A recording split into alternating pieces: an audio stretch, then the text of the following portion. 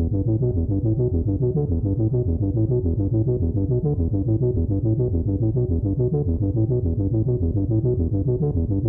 back to another episode of Beyond Explanation. My name is Brandon, and tonight I am joined, as always, with my buddy Solus. How we doing tonight, buddy? I'm doing well, Brandon. How you doing?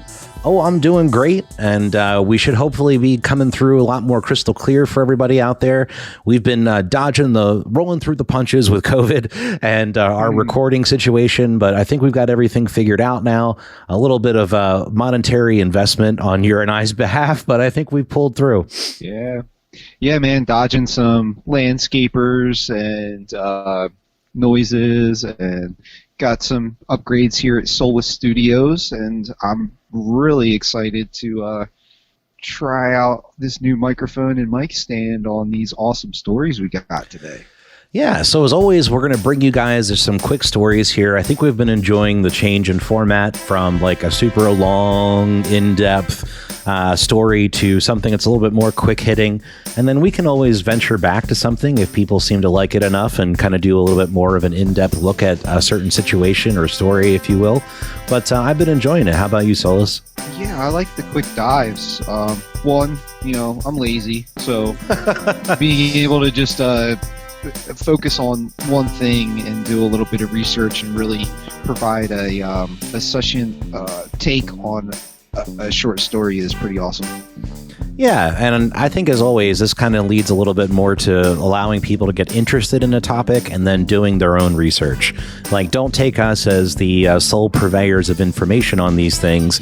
We're just letting you in on a little something that we found out about, and then you guys can then take that onto your own journey and make your own decisions as to what you think about it. Yeah, very true. I always go into these things curious, and then you find that there's like 12 articles by different people with different perspectives, and you've got to try to parse through all that and get some kind of decent idea of what's going on. And we're just trying to give what we found interesting. There's different perspectives and definitely different takes on all these things. Many different sources that we've had to go through. But we're always going to stick in the realm of the, if you will, UFOs, the paranormal, the cryptids, the stuff that we enjoy, the things that Solus and I really always talked about just hanging out as friends. So we got a couple of stories tonight. I'm going to kick things off. The first story that I have for you today, Solus, is a story about some documents that were found, which is always fun. And so these documents are called the Admiral Wilson documents. So you might ask yourself, who is Admiral Wilson? Well, Admiral Wilson, his name is Thomas Ray Wilson. He was born in March of 1946. He is a retired vice admiral in the U.S. Navy. He was the 13th director of the Defense Intelligence Agency from 1999 until 2002. And from 1997 to 1999, he served as the Director for Intelligence for the Joint Chiefs of Staff. So you might be asking, like, why am I telling you all this stuff about this guy? It's kind of to lend a little bit of credence to the documents that they found, because it's about a conversation that he had with another individual, a Dr. Eric Davis. And there's some serious credentials. Yeah, absolutely. So the documents themselves are 13 pages of notes that were written by Dr. Eric Davis, a close associate of Dr. Hal Puthoff. If you're into the UFO community, you probably heard that name before. In October of 2002, after he had a 2-hour meeting with the Admiral. Now, basically, this all kind of started off, which is kind of weird, I guess back in 1997, while Admiral Wilson was working for the Joint Chiefs of Staff, a series of events kind of took place. A meeting happened between Dr. Stephen Greer. You remember that guy that had that documentary on Netflix about the tiny aliens that fit in your hand? That guy. Yeah, I'm immediately suspect. Yeah, and from what I've heard, he's kind of gone off the deep end even more lately. But at one point, I mean, this guy, yeah, right. At one point, this guy was actually doing like pretty professional briefings. So it's interesting I don't know what happened there, but anyway, getting off topic here. So maybe this knowledge will slowly drive you crazy. Yeah, it might. You never know. So a meeting took place between Dr. Stephen Greer, Dr. Edgar Mitchell, which, if you don't know, is the Apollo 14 astronaut and the sixth man to walk on the moon, and also U.S. Navy Lieutenant Commander Willard Miller. So this meeting lasted for several hours, and this was basically like not a black tie event, but like a super official version of our podcast. Like, so you probably need a certain cards or badges to get in, right? Yeah, well, I mean, you kind of do for the podcast too, but we don't want to get into that. Yeah. So the meeting lasted several hours. They discussed the existence of secretive private organizations that may have been tasked with studying the technology of ET bodies that were retrieved from crashed UFOs. The group wanted to reverse engineer the technology in order to make use of it. And one of the people at the meeting brought a copy of a book called The Day After Roswell by Colonel Philip J. Corso. The book basically details how technology from crashed UFOs was used by private industry to bring us some of the things that we use today.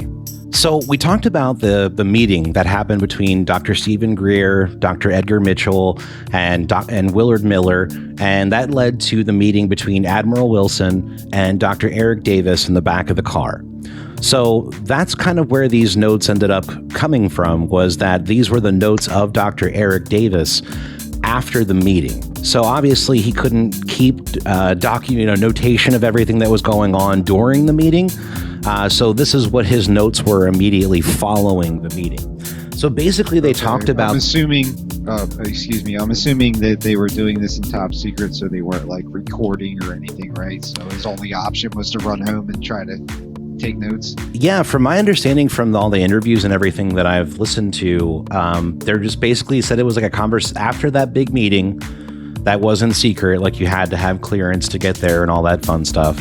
Then they had this meeting separately, just the two of them in the back of somebody's car. Okay.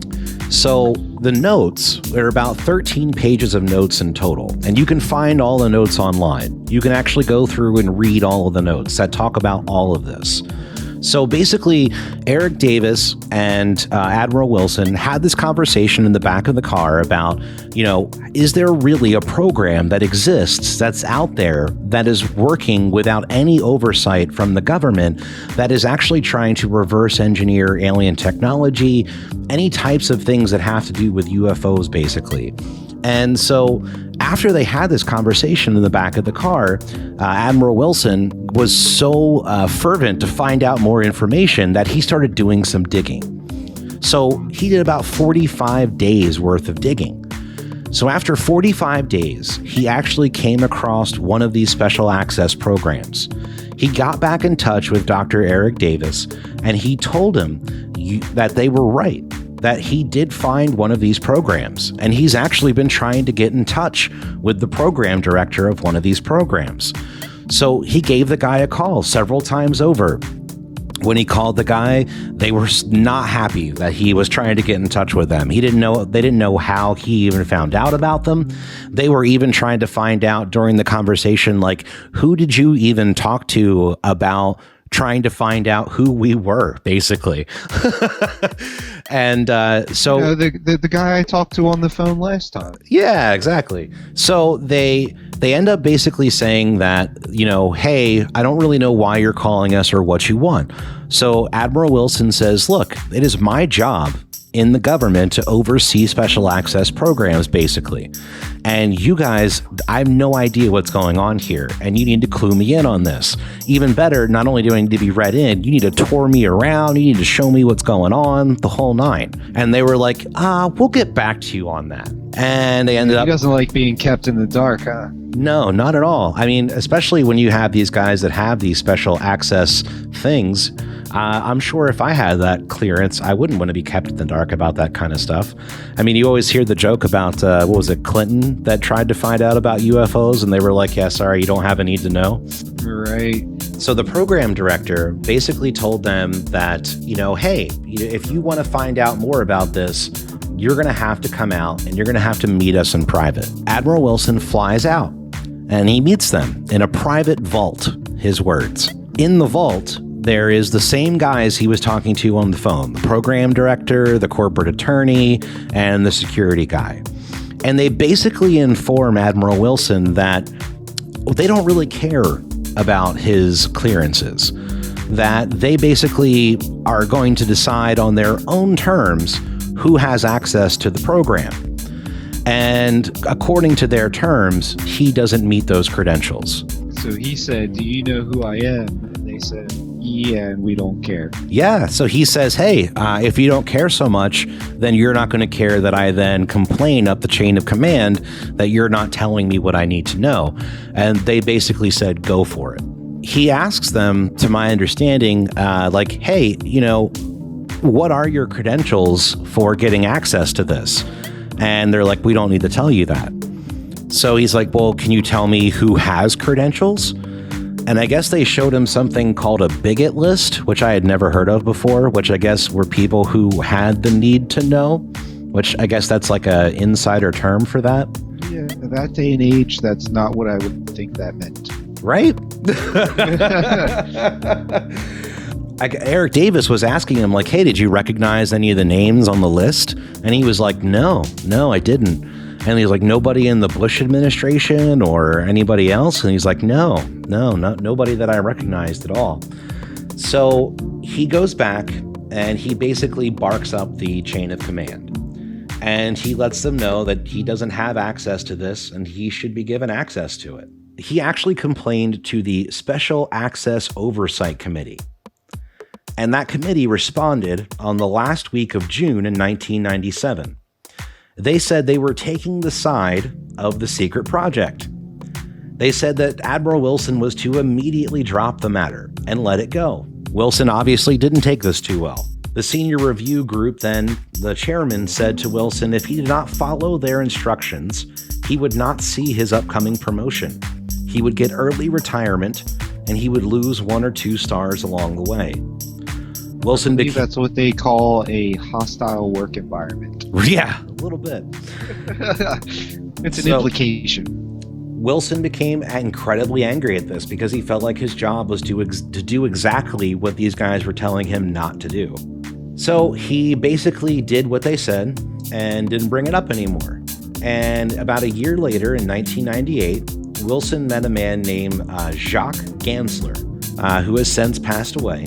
During the meeting, Wilson found out that Gansler had actually been briefed about Wilson's 1997 meeting. Wilson said that Gansler told him that UFOs are real, alien abductions are not, and to drop the matter and have no more discussions about it. I was just going to say it's kind of serendipitous because my piece is about alien abductions and a similar viewpoint. What's cool about this is Solis and I are always big on like stuff, like tangible things, right? Multiple witnesses, all that fun stuff. So you can actually go look at all of these documents. You can see the 13 pages of documents online. I'm sorry, they were written by Eric Davis? Yes, Dr. Eric Davis. And where were they found? Like, how did they come out? Oh yeah, great question. So the Admiral Wilson documents were discovered among the personal effects of the late Dr. Edgar Mitchell, who passed away in 2016. One thing to keep in mind as well is that Dr. Edgar Mitchell was an MIT-trained aeronautics engineer. He received the Presidential Medal of Freedom and the NASA Distinguished Service Medal. In 2005, he was nominated for the Nobel Peace Prize, and after he retired, he did a lot of research into the scientific understanding of consciousness, which kind of adds to our second topic a little bit. I feel like his character's not necessarily in question if it's found posthumously on his body. So I think you can still question the validity of the documents, maybe, even if this guy was pretty legit. Because we found documents on a dead body. I think it was among his personal effects. Oh, okay, right. I'm sorry. So in his estate. Yes. We could come across these, but they could have been written from any angle, from somebody over here who likes to write like gonzo journalism. Maybe it was even just like an extrapolated version of something. But I actually don't know anything about this story either, so theorizing. Yeah, no, that's fine. So you and I know, I've talked about him before on the podcast. Like, one of my favorite UFO guys is Richard Dolan, and you can find him on YouTube. He actually knows Hal Puthoff, Dr. Hal Puthoff, and he actually wrote him and asked him about this because he was a close personal associate of Eric Davis. Okay. So from my understanding, he said that basically he got the longest worded no comment that he's probably ever had. Which that takes skill. Which that in and of itself to him kind of felt like it was an admission of something. They said that basically they can confirm that the meeting did happen. Like, Stephen Greer and those guys absolutely met. What was talked about during that is what is up for debate. Yeah. And it seems like there's a smaller time frame here between the meeting and when he wrote the notes, but I still have to question it as a game of telephone, like the Bible that's written after the fact, Absolutely, but it's still, I think, interesting to see that there's a possibility. So one of the things that's cool about this, right? So we know about ATIP, and ATIP, for those who don't know, it's like the Advanced Aeronautics Threat Identification Program. They were basically said they were a group that got together, if memory serves, in 2007. And they were to kind of basically look into UFOs and things of that nature and try to like reverse engineer stuff. And they basically said that they originally workshopped just a tip, but they went with a tip. Perfect. So they basically said that was like one of the first government programs that was out there to look into UFOs.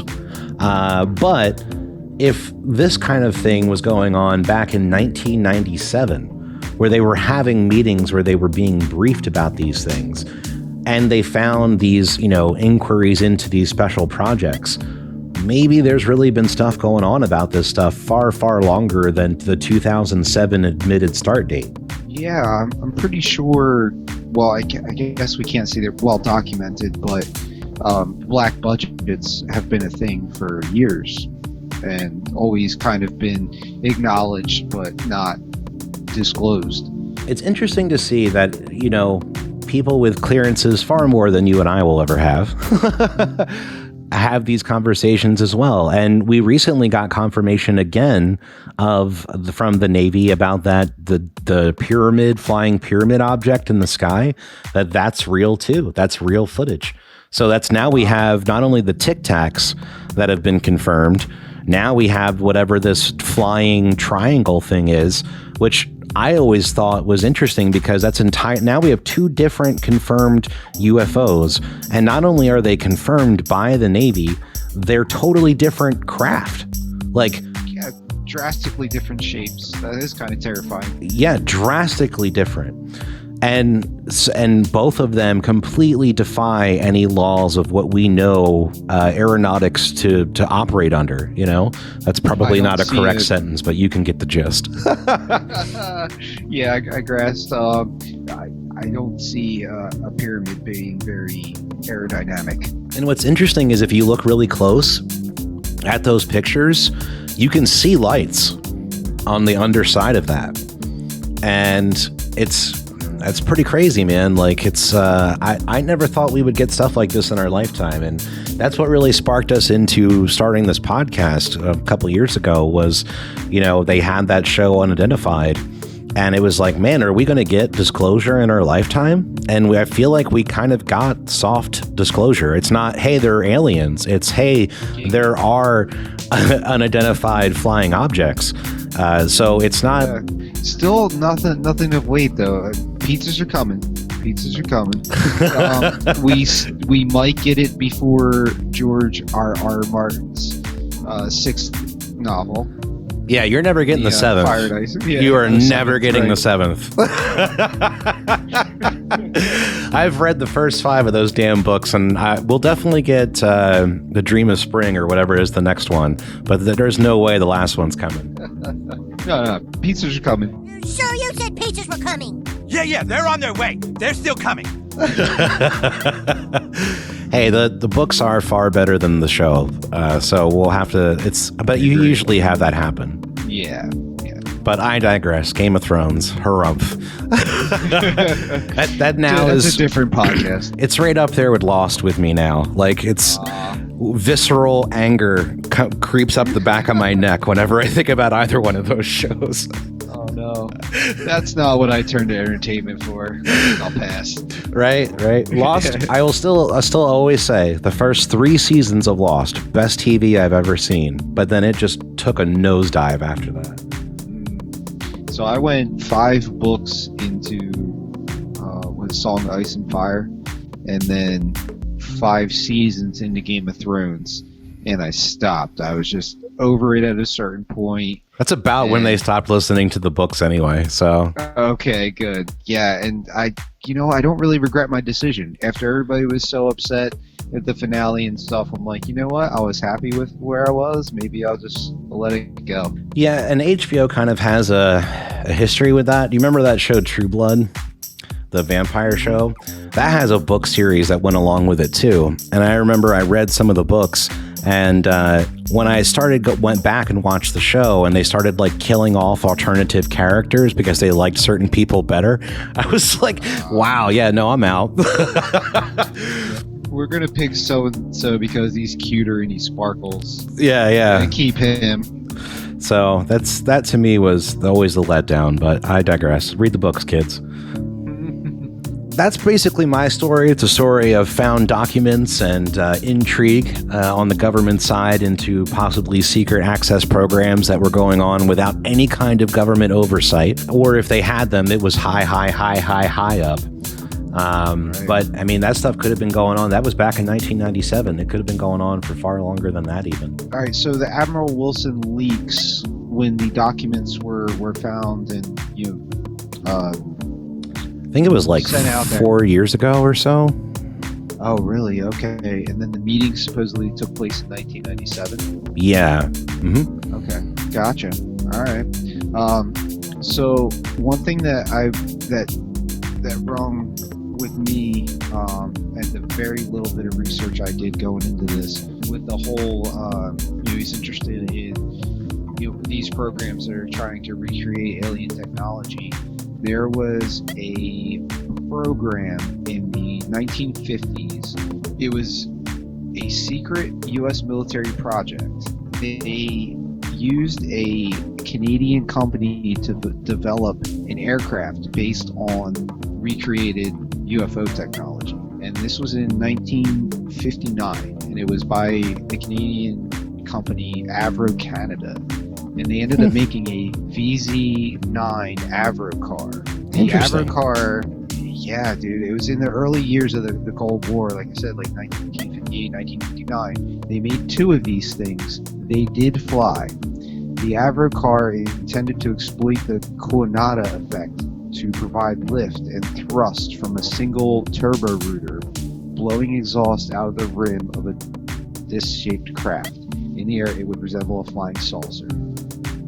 And they did have these, and the 2 of them did fly. It was just not necessarily viable to make more of them. So the project ended up folding shortly after, I think, like 1961. But interesting. That's something that was disclosed, that they definitely did try to recreate the technology. It's not a conspiracy. It did happen. That brings to mind to me some interviews that I've heard with a guy named Michael Schratt. I think I brought him up to you before. I don't know if I've talked about him on the podcast. I want to do an episode about his findings because he's a guy that basically believes that all the stuff that we're seeing is actually us. Because he basically goes back and he finds newspaper clippings and patents and all these different things that were like filed back in the 50s and earlier for anti-gravity craft. And he shows that like there were actually like postings in the newspaper that we were like on the verge of some incredible breakthrough, and then all of a sudden just crickets. Totally. I believe similarly. My view is some of these UFOs, or what are they now? UAP. UAPs are most likely terrestrial in origin. It's something that's been developed by one country or another. We just don't know of it yet. I think that's a little more likely than aliens buzzing around and checking us out. And I also find it a little more scary and terrifying. So I'm not sure which is better. I kind of want to believe in aliens.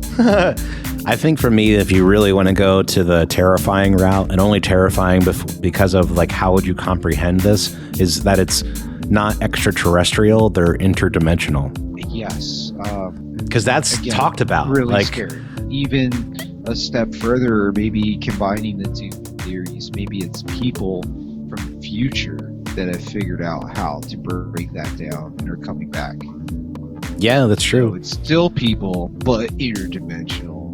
Wasn't it Sheldon on Big Bang that said, I made a deal with myself that if I ever invent a time machine, that I'll go back in time and give it to myself? That's a great quote. I'm the wrong one to ask about Big Bang Theory. I've never seen an episode. It was a good one. He's like, that's how I know a time machine hasn't been invented yet, because I haven't given it to myself. Brilliant. You yourself have a little bit of a story as well. This one is a little bit more into the realm of consciousness, which I think is fun. So lay it on me, buddy. Yeah, man. Similar to how I try to perceive UAPs and stuff. I think things generally can be explained by science and human consciousness and such. So this theory really interests me, and I came across this on a forum on cosmoquest.org titled Repressed Abduction Memories Are Real Memories Misinterpreted. It was, quote, related to standard alien abduction memories being waking dreams or hypnagogic hallucinations, end quote. You mentioned earlier in your story they said UAPs are real, but alien abductions are not. This theory that's posited by the poster in this kind of tries to explain away alien abductions in what could be going on in the human mind. So, hypnagogia is the experience of the transitional state from wakefulness to sleep. From healthline.com, quote, hypnagogic hallucinations are different from other sleep-related conditions, including lucid dreams and sleep paralysis, that may cause perception of things that are not real. Lucid dreams are very realistic dreams that occur when a person is asleep. Sleep paralysis is a separate condition for hypnagogic hallucinations. However, it may occur simultaneously. Sleep paralysis is a state of sleep where a person is physically immobile but mentally conscious. This condition may cause even more fear, as the physical immobility, often difficulty breathing and muscle tightness, can make a person feel as though they are frozen in place. As a result, a person may remember a sleep paralysis and hallucination episode as a dream where they were frozen in place or unable to move. In reality, it was these two conditions working together, end quote. So I've heard about this before with people that sometimes can see like dark entities in their room, and they'll be like frozen. Shadow people. Yeah, like shadow people. And I've heard, and I don't know, but this is because I kind of delved into this a little bit when I knew we were going to talk about this. I've heard that if you're ever in that state, right, that you can't move, but you're fully conscious, pick like the smallest part of your body that you can and concentrate on only moving that, like your fingertip or a toe or something like that. And then eventually that might start to help allow you to pull yourself out of it. Gotcha. So I think some of it too is there's a chemical that's released when you're sleeping that keeps you from moving. I believe the origins of it were like when we used to sleep in trees. The idea was if you're having a dream, you don't want to start running in place in the tree or, flopping around and fall out of the tree. So there's a hormone or chemical that's secreted when you go to sleep that keeps you from moving. So there's that transitional state that we're talking about, that hypnagogia, where your body is still telling your your body thinks that you're still asleep, but your brain knows you're awake. Correct. Yes. Yeah. So your body hasn't caught up yet. So I think a little bit of it is that, and then there's also, I guess, the that kind of fugue state that you're in too, in consciousness as you're coming out of sleep. And I mean, altogether, it makes for a really terrifying experience for people that have these issues. I have a friend that was telling me that she used to experience them a lot. I remember I was maybe like 10, 12, 13 years old.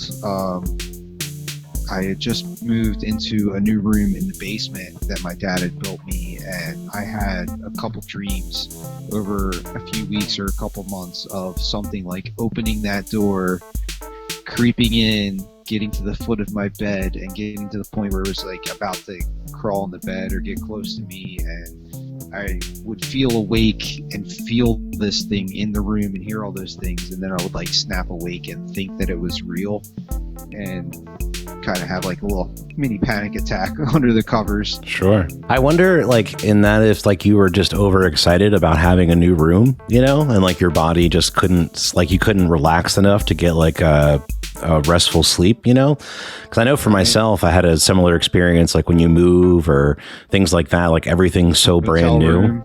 Yeah. It's like your fight or flight can kick in very easily because you have these different surroundings.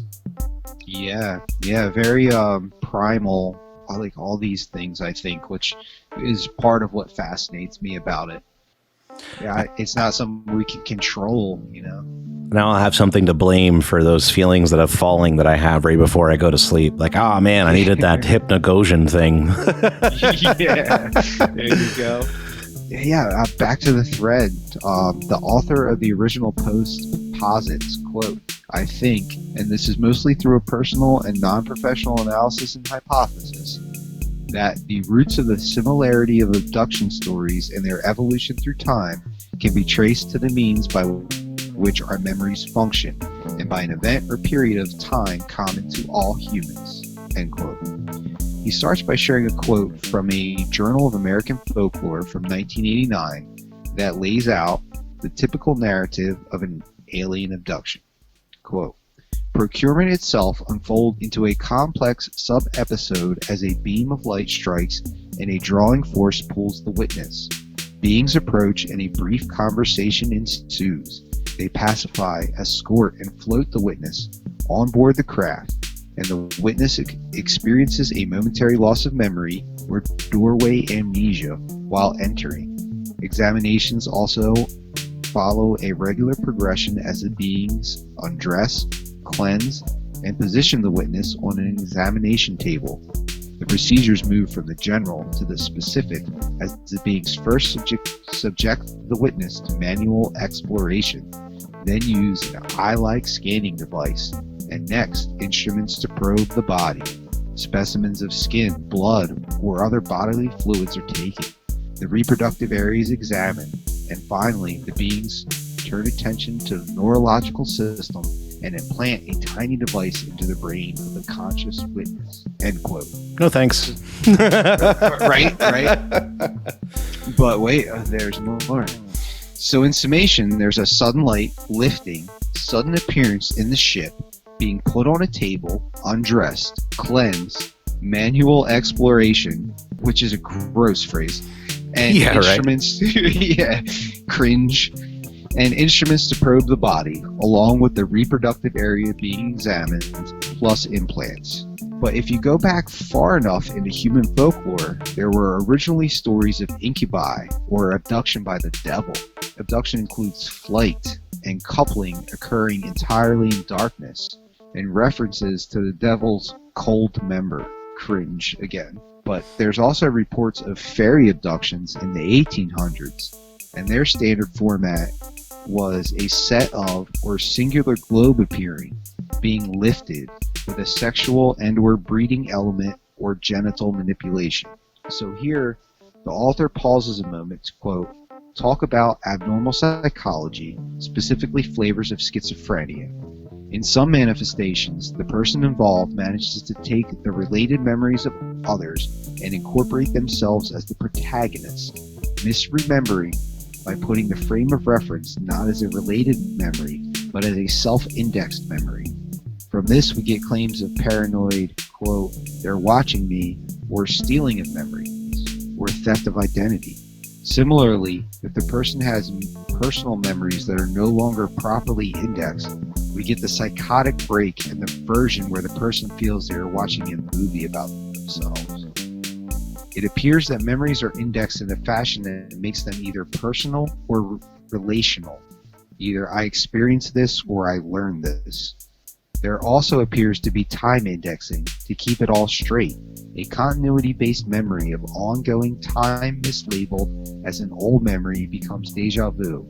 An old memory mislabeled as current becomes a flashback or hallucination. So, part of my fascination with this was with infant-era amnesia, the apparent lack of recall of personal memories from this time period. One postulate is that these memories must be indexed with a version of indexing including the self of a person, and until one is old enough and aware enough, this is not developed enough to aid in indexing these memories as continuous, self-involved, personal memories as part of one's history. So, possibly, kept around because they are stressful, somewhere deep in the mind, buried, are infantile memories that we can't bring up because they are not indexed properly, end quote. So basically, like you're remembering something from your childhood, but like out of place. Yes. Yeah. So you don't know your context in it, and you don't know the time frame. Like how old you might have been. Right. Yeah. Yeah. It's there's no time index either. Interesting. So, yeah. So like to you, you might be getting abducted, but in reality, it's a repressed memory from when you were a baby getting like cleaned by your parents. Correct. Which is something that we all share. Interesting. And have always shared. Yeah. So I wonder, because he was talking about like referencing back in folklore, like I kind of wonder if it goes so far back because those things have really just been happening for so long. Not like, I feel like, let me preface it by saying, I feel like for some, this will definitely explain those experiences that you might have had, right?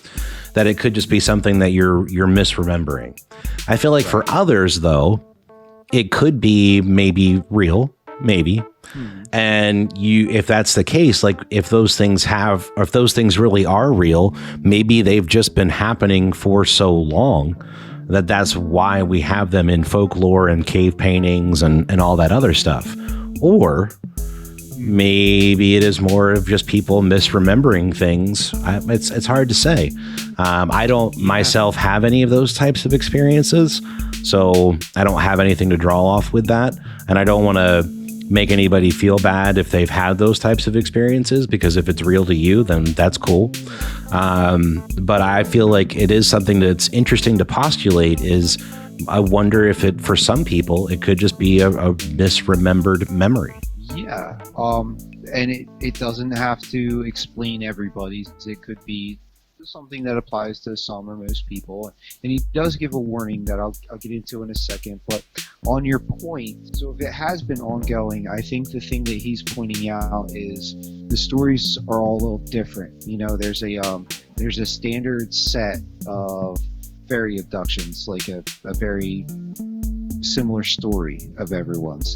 And if you go back further, there's, the devil and incubi thing. So there's always it's like maybe a cultural or a time referenced nuance to the story. So, but that doesn't necessarily mean that it hasn't always happened, because it could be that this is how these people are perceiving these things to them because that's all they know. Or if you have somebody that maybe is having some mental struggles, maybe they heard someone else have an experience and then they make that their own experience, because it's like maybe like people who see stuff on TV and then think that happened in their life, something like that. Right. Well, that's the memory indexing, where you mix up the I experienced this compared to I saw it. So yeah, I mean, the brain is a weird thing, my friends. Yeah, it's not like you can go in on your computer and like open up your C drive and like scroll through and then be like, oh man, what's this thing? I don't know what this is. Like you just get some random fires on those wrinkles. Yep. Yeah, and before you know it, it decides to take its own shortcut, and now you have a completely new thing going on up there. Yeah, man, that's definitely an interesting thing to postulate for sure. Thanks for sharing that. Yeah. Well, like he does go on here, and there's only a little bit left. He does give a warning. He doesn't want to offend anybody because some of these people's experiences may be real or they may seem very real to them. So he continues on with his theory, and I'll let him finish out his hypothesis from here on out. Quote, warning, if you are a claimant of abduction, you might find the following offensive. It is not meant to be. It is a serious posit as to what people are experiencing, explaining the similarity beyond hypnagogic hallucination, but providing an explanation that is not necessarily comforting or dignified. Basically, the similarity of this account rung with infant-era memories of nighttime diaper changes and feeding. Think about life in the modern era. The modern era has sudden flashes of light. We're in the area of electricity. Cold tables and cleaning and undressing. Focus on the genital area, probes of the genital area, and some fixation on the teeth. The sequence also allows for friendly or loving aliens who nonetheless perform these procedures. Going back to the era of candlelight, it will follow the sequence would have floating globes of light approaching, and not involve the cold tables, bright lights, or anal probes. Further still, before the advent of cheap wax, there was no light at all, and any cleaning would be done with cold water. All the sharing of flight and helplessness and focusing on the genital region appears to match up.